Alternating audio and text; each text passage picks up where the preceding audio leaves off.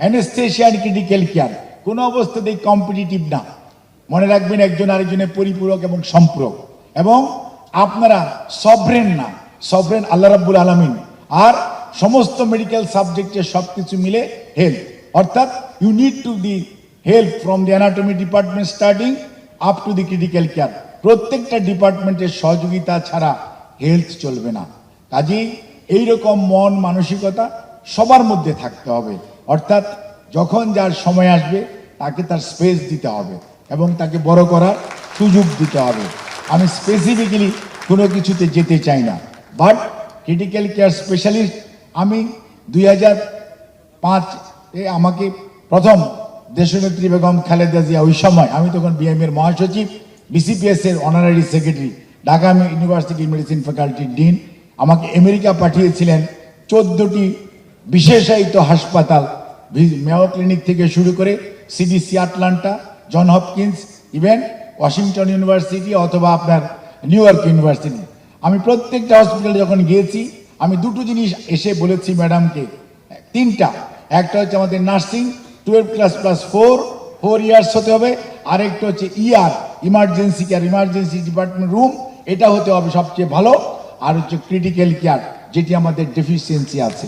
এবং পরবর্তীতে এই ক্রিটিক্যাল কেয়ার দেশনেত্রী বেগম খালেদা জিয়ার যিনি প্রধানমন্ত্রী ওই সময়ই আপনাদের কোর্স চালু হয়েছে।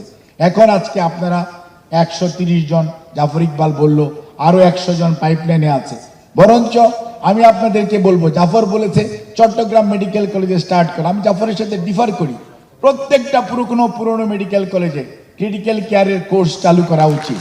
আজকে 2004 সনে যখন দেশনেত্রী প্রধানমন্ত্রী, তখন যখন বাংলাদেশের বিভিন্ন ইউনিভার্সিটিতে, পোস্ট গ্রাজুয়েট ইনস্টিটিউটে এবং মেডিকেল কলেজগুলোতে বিভিন্ন সাবজেক্টের উপর কোর্স কারিকুলাম খোলা হয়েছিল, তখন অনেক দুর্মুখেরাই বিএনপির এবং আমাদের সমালোচনা করেছিলেন।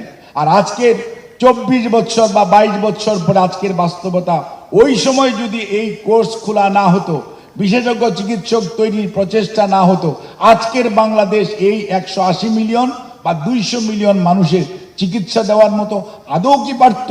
এই কোভিডের কথা বলেন, কোভিডে আপনারা চিকিৎসা দিয়েছেন, বিভিন্ন জায়গা থেকে লোক নিয়ে আসতে পারছেন, কারণ আপনার মানুষ তৈরি হয়েছিল।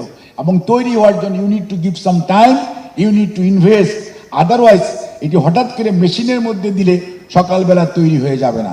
কাজেই চিকিৎসক ভাই এবং বোনেরা, আপনাদের সবাইকে আমি অনুরোধ করব, স্বাস্থ্যমন্ত্রী সহ এবং আমাদের প্রধান অতিথি তো আছেন এখানে, অনেকে বিশেষজ্ঞ অত্যন্ত সুনামের সঙ্গে চিকিৎসা দিয়েছেন, বিভিন্ন সময় দিয়ে যাচ্ছেন এবং দিচ্ছেন।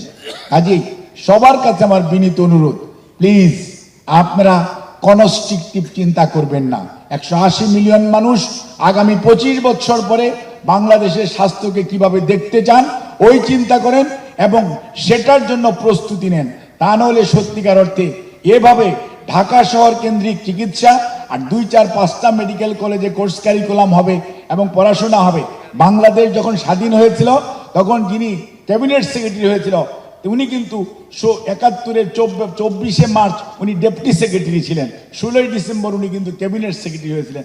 কেউ কিন্তু আমাদের প্রধানমন্ত্রী ছিল না। 16ই ডিসেম্বরের পরে 17ই ডিসেম্বর আমাদের নিয়মিত প্রধানমন্ত্রী, যুদ্ধকালীন প্রধানমন্ত্রী হয়েছে। অর্থাৎ প্রয়োজনীয়তা মানুষকে তৈরি করে, chair makes a man perfect. কাজে আপনাদের মনে রাখতে হবে, একদিনেই সব কিছু হবে না, you need to start from today. তাহলেই মনে রাখবেন আগামী 10, 15, 20 বছর পরে এদেশের মানুষের সুস্বাস্থ্য নিশ্চিত করার জন্য আমাদের একটা স্লোগান ছিল 2001 থেকে 6, সবাই আজকে ভুলে গেছে, আস্থাশীল স্বাস্থ্য ব্যবস্থা। সেই লক্ষ্যে চলেন আমরা সবাই এগিয়ে যাই।